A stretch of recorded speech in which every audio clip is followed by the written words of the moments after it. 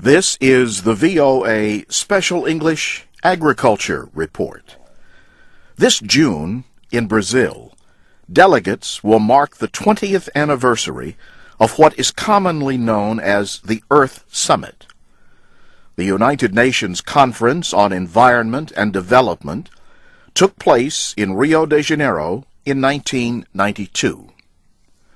One of the issues that the delegates plan to discuss in June at Rio +20 is the role of agriculture in climate change. A recent article written by a team of scientists says agriculture should be a top priority in climate change negotiations. It says there was some progress in this area, but not much, at the United Nations Climate Conference in December in Durban, South Africa. The article, "What Next for Agriculture After Durban?" appeared in the journal Science. Britain's chief scientific advisor, Sir John Beddington, led the international team that wrote it to try to influence policymakers. Jahn, from the University of Wisconsin-Madison, was one of those authors. Well, agriculture is important, period, because of the imperative of food security, and we're falling short there in significant ways that have come to our attention, especially recently with the significant price shocks.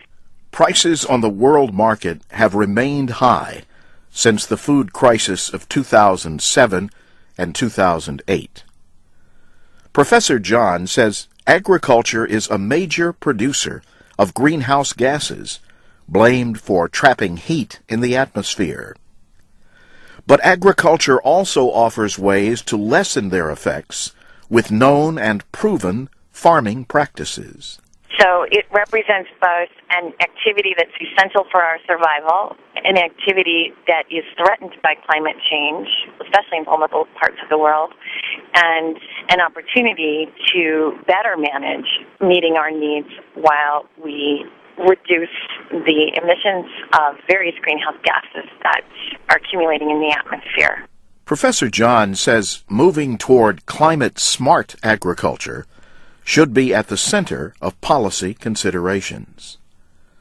The scientists call for efforts to reduce the huge amount of food that gets wasted or goes bad before it can be eaten.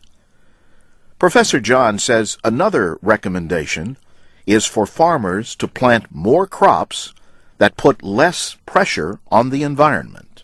Given current knowledge, there's a great deal we can do within current budgets and within current economic structures that will bring us forward to a better place with respect to agricultural practices in the developing and in the developed world. The article says the integration of agriculture in the climate change negotiating process has been moving slowly. But it says at the same time, climate change and population growth have been moving much faster. The article calls on scientists to play a bigger part in the issue by making sure climate change negotiators have clear data available. Such information, they say, could help increase investment in agriculture. And that's the VOA Special English Agriculture Report, written by Eric Sims. I'm Jim Tedder.